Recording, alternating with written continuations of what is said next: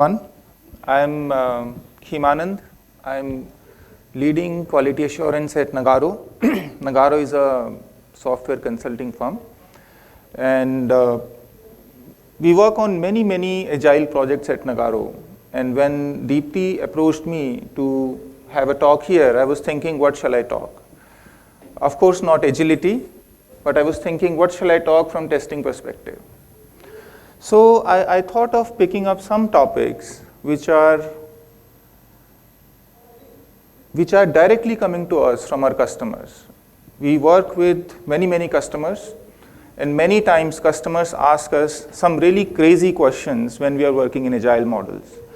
So what I'm going to do today, I'm going to share some of those questions with all of you.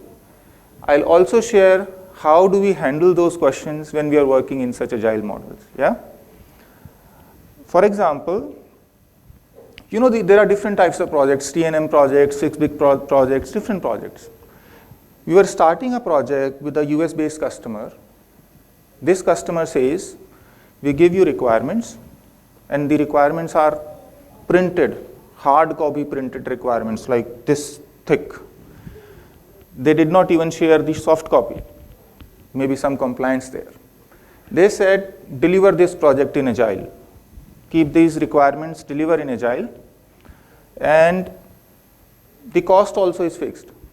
Deliver it in 2 million, but your output should be in Agile. I said, okay, good.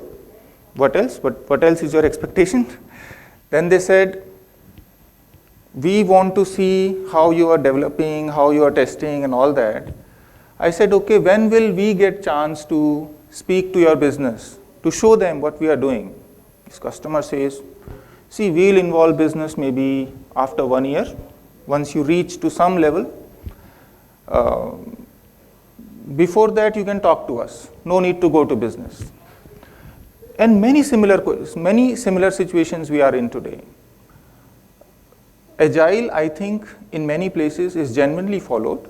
However, in many situations, it is also, I think, misinterpreted or misused. Misused maybe is not the right word, but misinterpreted quite a lot. So this topic, agile testing, doubt or dot, I have picked up 3-4 questions. I have many similar questions from customers. I have picked up 3-4 questions that I'll discuss today with you.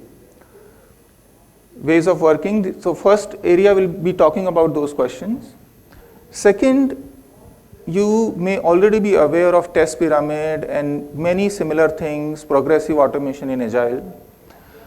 We have done a lot of work in test pyramid, etc., but we find some challenges while using it, because we think while we are using pyramid, there should be some other approaches also to probably improve things even better. So I'll talk about that also.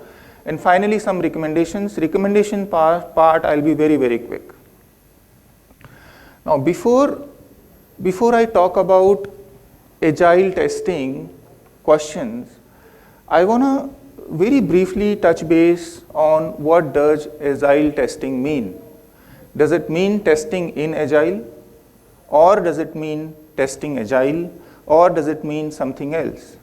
Is it possible to do agile testing while somebody is working in waterfall? I already talked about this fixed bit thing that customer asked us. What it is basically. So we did a lot of brainstorming within our group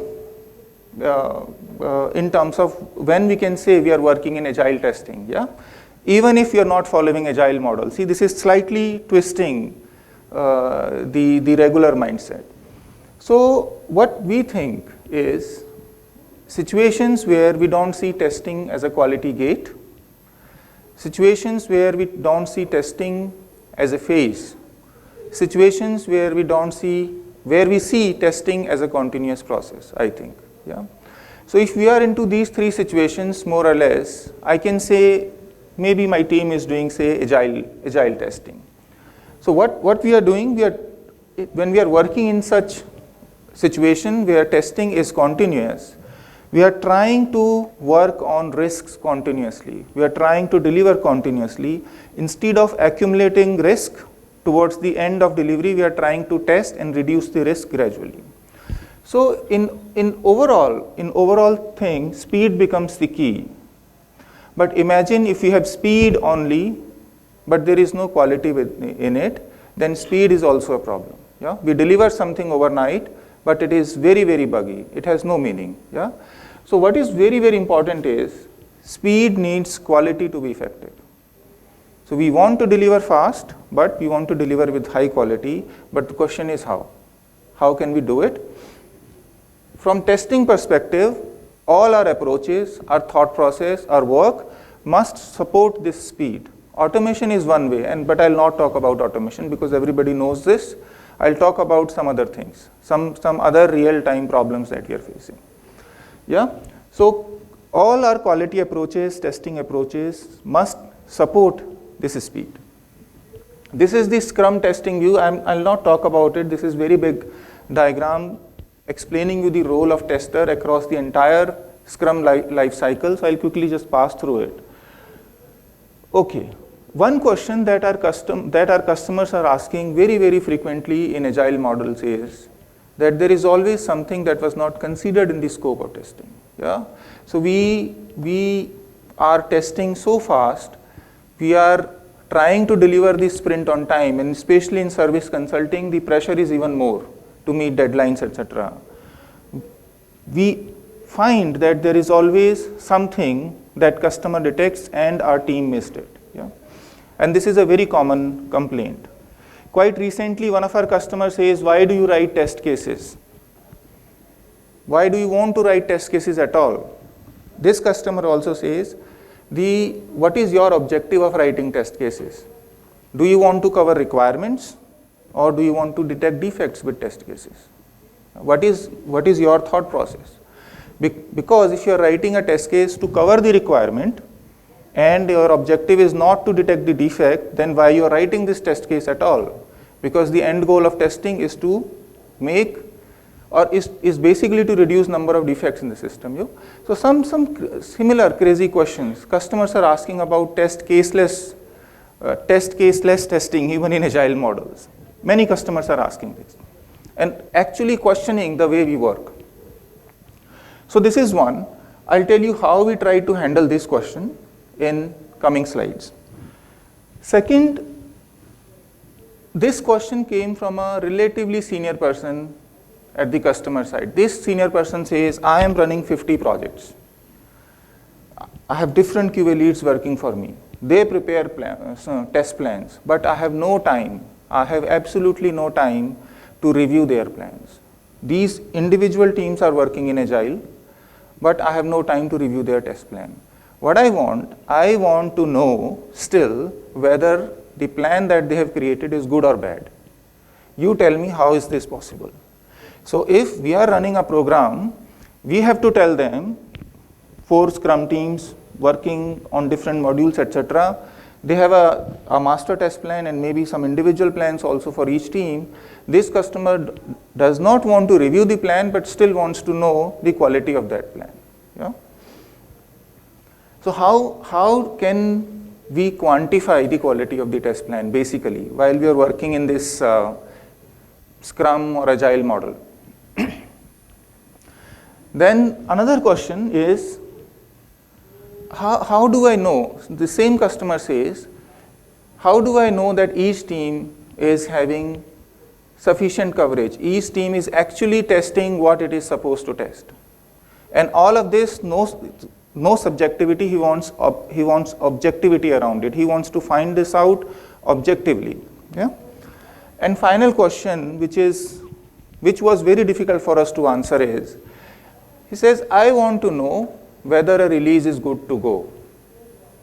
I want a dashboard which says, good, release it.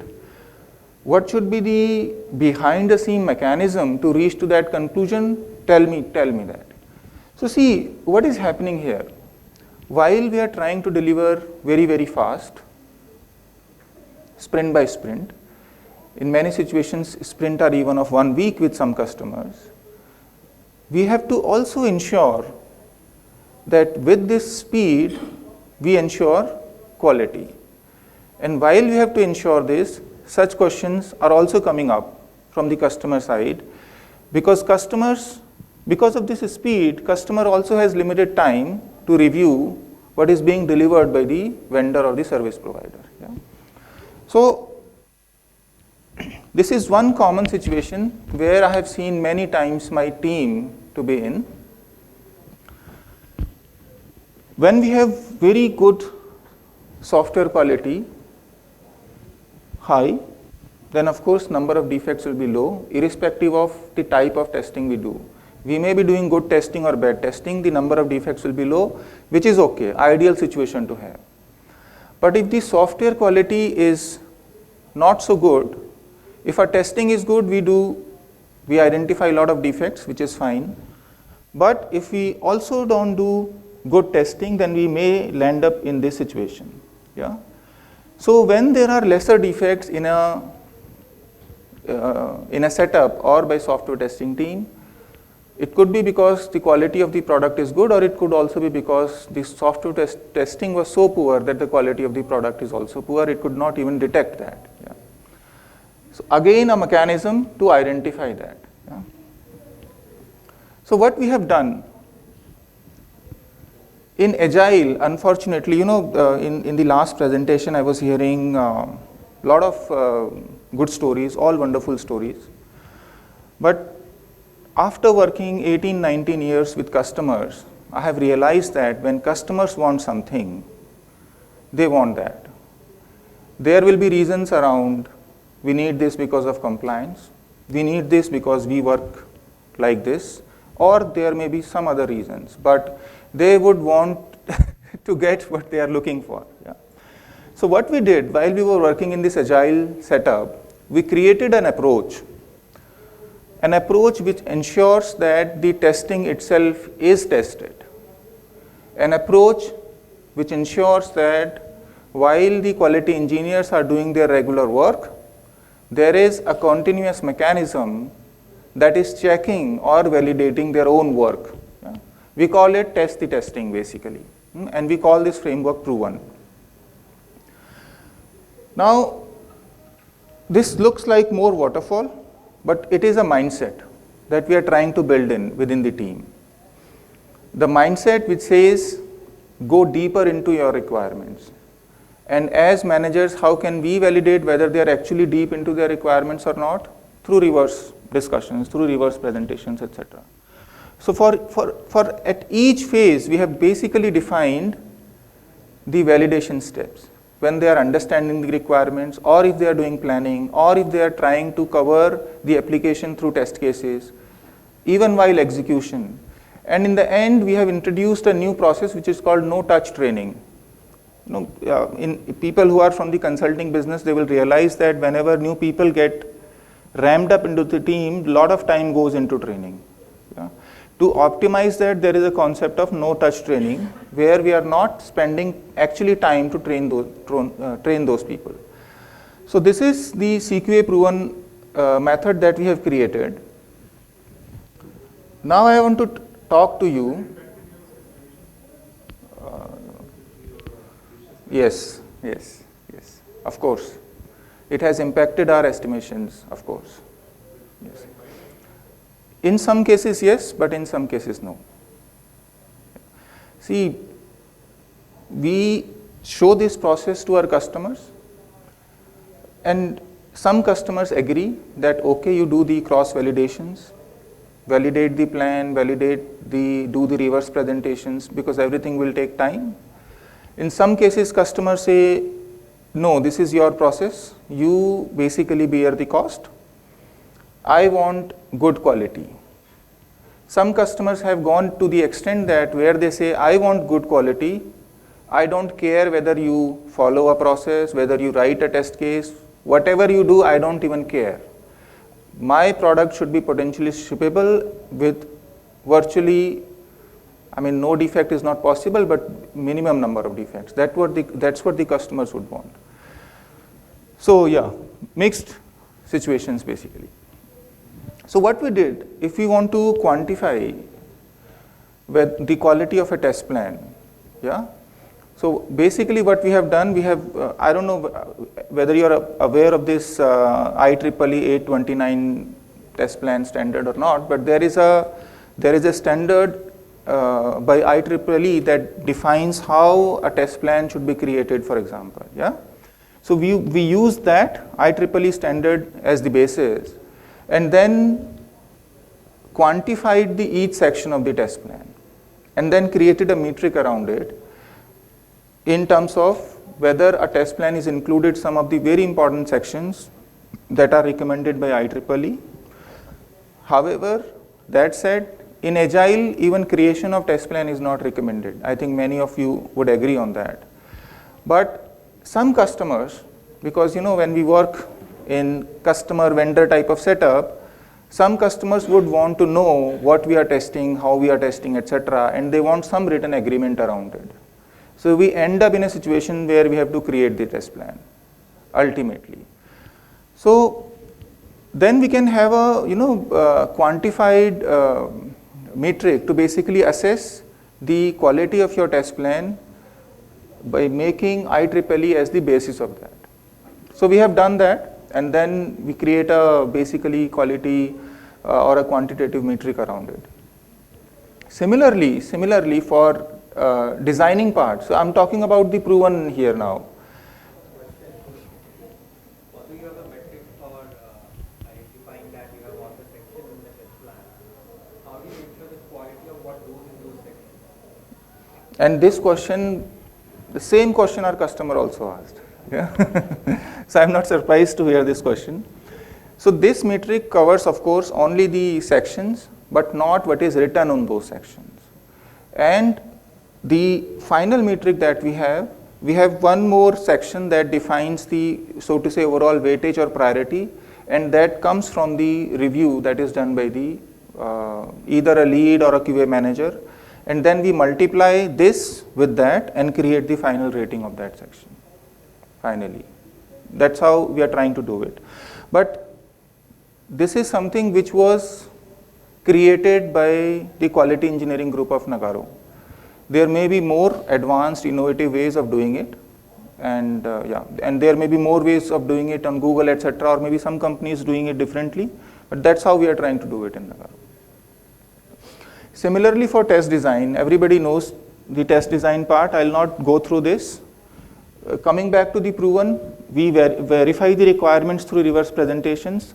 When we are writing test cases, all of this is traditional stuff, but what we have done, we have advised our quality engineering team to basically keep these practices in mind while they are working in the speed delivery things.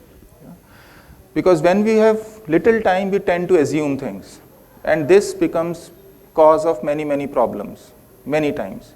So when we did root cause analysis of issues, we identified that many test cases were written just based of assumptions, and the thought process behind clarifying the things was not there. So again, we defined some best practices around how they should minimize the assumptions, how they should write the test cases so that the outcome is more close to what customer is looking for. Similarly, we defined some matrices for test coverage. In the previous presentation, I don't know his name, but he was talking about having matrices that are related to waterfall, and why do you want to use those matrices in Agile. In 60 to 70% projects in Nagarro, we are not using those matrices in Agile, but in many projects we are ultimately using those waterfall related matrices in Agile, unfortunately, because customers wants to know defect leakage, they want to know defect removal efficiency, they want to know many similar things which were slightly classical and traditional.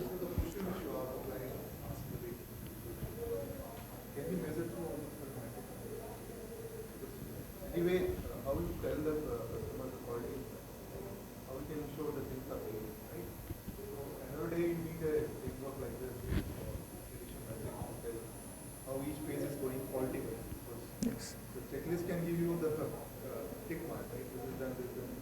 But quality is this by this. Yeah, I agree. Quality is, the quantitative measure of quality is of course through these matrices. Some customers will buy this argument, But some customers will say, I want good quality and you decide what you want to do. That is also possible. But I completely agree with your argument that measurement of quality is very, very important. And measuring it correctly is also very, very important. Otherwise, we end up in a situation where we have very good matrices, but our production is still buggy. These are also realistic situations which we have seen. Yes, yes. So your dashboard looks very green, test coverage all good, defect leakage very good, but your production is buggy. So it is like saying that operation was successful, but the patient still died. Yeah, very common. What do you do in legs, 60-70%? Most of the cases you're not using these parameters. In that cases, what do you do? So those are the cases where customers have given us free hand, where customer says you decide what you want to use for the matrices or to quality control. So the traditional matrices like burn down chart and continuous analysis of defects, etc. Only those things we do. Nothing specific as such in that case. That's a practitioner, right? Does that work for you or does it work? I think both are working for us, to be honest with you. I mean, if I look at all the projects that we are running at Nagarro, in some cases we have failures, of course, everybody will have that. I will not say that 100% of the projects are running super awesome and no quality issues. In some cases we do have quality issues, but in majority of them, both models are working. And I don't know how many of you are from customer or service consulting firms. The push from customers is quite a lot, many times. Even though we try to consult them on matrices, on ways of working, but still the push many times is quite high that we tend to do or we end up doing things that they are looking for. That's also. Operation kind of engagement, we have SLAs and commitment to those, and there is penalty clauses. Of course, of course. Your testing also is very concept where leakage is there, right? And you're penalized based on that. Luckily, we are not penalized based on the leakage, but in some of our contracts, the criteria does mention what is expected in terms of number of defects, etc. Because industry is now moving towards Yeah, of course, absolutely.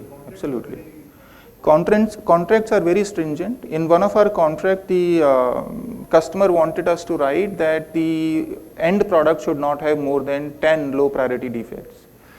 We spent 10 days to define low priority on that. Customer had a different definition of low priority, we had a different view of low priority, and all these, and when these things go as part of the contract, the discussion time becomes quite a large. Because there is a penalty, 1 million, 2 million, etc. Everything then goes. One more thing that I want to talk specifically here is the defect. Yeah.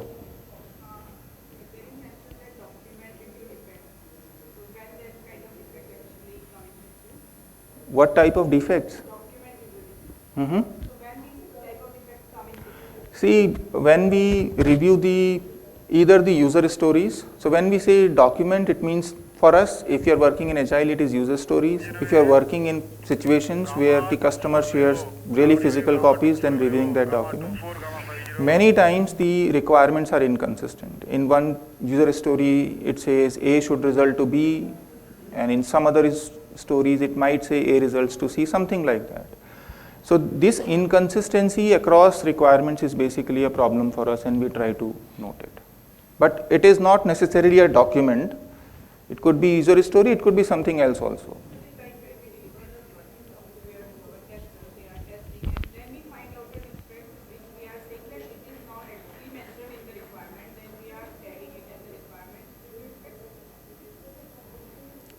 Of course, this is true. If it is not mentioned in the requirement, the ultimately cause will go to the requirement.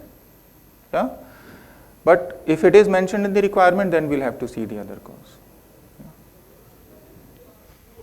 One important thing I think for us is the defect arrival rate. which I want to mention here. As I said, because speed is of very high focus. Yeah, I'll finish. I'll just quickly pass through some slides. He's showing me time, and talk about test pyramid, and then I'll close. I have many slides, but I'll close within 10 minutes. So defect arrival rate is basically with what rate your quality engineering team is getting defects. If you are getting one defect in every 1 hour, 8 defects of 8 hours of work, then whether this is something which is acceptable for you or not, all of this needs to be considered. Yeah. So enterprises will have their own acceptance limit of defect arrival rate depending on the situation they are. But it is very important to define this metric and also have an acceptable limit around it. Yeah. So, and this you can also use for concluding whether you want to release your product or not. If your defect arrival rate is very low, if your team is not identifying one defect in entire day, then you are more confident, of course. Yeah. So I'll just quickly pass through it. This is how we basically judge whether we should actually release or not. By rating on these criterias, etc. I'll just quickly pass through it, success factors, etc. I'll just quickly go. Behavior driven development, many of you would know, so I'll not talk much about it. I want to talk about this classical approach of testing and the pyramids that we are using. You may have seen this is ice cream cone. Yeah? The classical approach which said focus more on the UI test and focus less on the unit test. But this is, I think, changing. This is shifting like this, where focus is more on the unit test. This is also called shift left. So while we were working on this in our group, we realized that this shift left, though it is very good approach, but this is product centric. Product centric means at each layer we are testing functionality, be it unit test, or service layer, or the UI test. The focus is only on functionality. Yeah? The focus is not on end user. The entire mindset of QA is product centric with this. So what we think is, while we are focusing quite a lot on product, we should shift our mindset little bit and change our approach from product centric to user centric. Which means while we are focusing on product functionality, it is also very, very important to understand what our user needs, because our user may have completely different needs of using the product. Why are you differentiating between the two? Why do you think that user experience is not what the functionality is? I would argue and say both are synonymous. I'll give you one example why user experience is not just product functionality. Many of you may be using ICICI Bank. When you have to register a new payee in ICICI Bank, you enter the bank account number. When you enter the bank account number, the first text box is basically you don't see the number, you see just hidden. In the second text box, you see the number. Do you know why ICICI designed it that way? Why not show actual numbers on the first text box and the asterisks in the second one? Yes. The mind will, if they show numbers first, the mind will simply see there, copy that and put that in the second thing. The functionality in this situation, there is no as such impact on the functionality irrespective of whether you put one on the top or the other on the bottom, etc. Your functionality remains the same. I would question that in the sense that if the functional requirement was given to make sure that yes, he should not be able to copy from and between the first field to the second field, then it is functional. You can say that ways. If somebody is giving you that level of requirements, of course I agree. The reason I'm saying is, and I don't know about what other experiences, but it's taken us a lot of time to shift from an inverted pyramid to get to the right pyramid. And I fear that if we again advocate back to No. I'm not saying go back there. No. I'm not saying go back there. Please, maybe misquoted it. What I'm trying to say is, while we are focusing on shift left, which is very, very, very important, all of us must do it. High unit test, service layer test, very bare minimum UI test is a must. We must do it. What I'm trying to say is, while we do this, somehow in this entire thing, the only missing piece is that we are focusing less on the user. In this entire shift left situation, we must think, apply human intelligence, because shift left is focused more on automation. I'm saying apply human intelligence and also try to include scenarios, situations which are more user centric. Maybe that will make it more comprehensive. That's what I'm trying to say. Yeah. Yeah, you have a question. But like, I think that your whole presentation was about making your QA structure more documentation, more plans, more reviews of those plans. None of your slides said, hey, go and speak with those users. Hey, do this. That was a test as to how many of you are reading. Whatever side you want to do, but not the side of the user. Now you're advocating for the user-oriented, which I totally agree with. It's just none of your previous actions kind of suggest that that's what they should do. See, the previous section was more related to what, as vendor, we are receiving from customers in many situations. But then, so you're saying that your vendors expect you to have lots of documents versus you think No. quality should be about. They don't have access to the guy, to the user of his customer. Yes. He doesn't have access. Yes. That's And the reality. Sure, but then, see, customers are not asking or encouraging us to do a lot of documentation, but they are expecting, in many situations, as I said, because of this speed, they want to have more and more quantitative measurements in place, probably at absolutely everything that the quality engineering team is doing. That's what they're saying. just as a counter, but then you're ending up with an Excel spreadsheet, and I've got nothing against Microsoft, but you end up with a product that works and got $0, but nobody likes to use it. Or I think that's what happens in your case, right? There's plenty of Yes. So what I'm trying to say is, while we do quite a lot of that, we have qualitative matrices in place, we do a lot of automation, everything we are doing, we are measuring the quality of the test plan quantitatively, but all of this thought process, what I'm trying to say, is focused on the product functionality, unfortunately, and as quality engineers, we should bring in this user view also. That's what I'm trying to say. Yeah? Okay, so there are some recommendations, but I'll stop here because I'm running out of time. This presentation is with the organizers anyway. You can always see it if you want to see the recommendations. In recommendations, I have mentioned typical agile related things that we are doing and who is doing what and when they are doing. If they are running a 15-day sprint, for example, this is from a live project. And as you can see, while agile says more talking, less documentation, more focus on product delivery, etc., but there are, of course, many checks and balances while we are doing agile also. So, yeah, one sample projects from where this is being taken, and yeah, I end here maybe then. I wanted to talk on that, but I'll finish it. Yeah, thank you.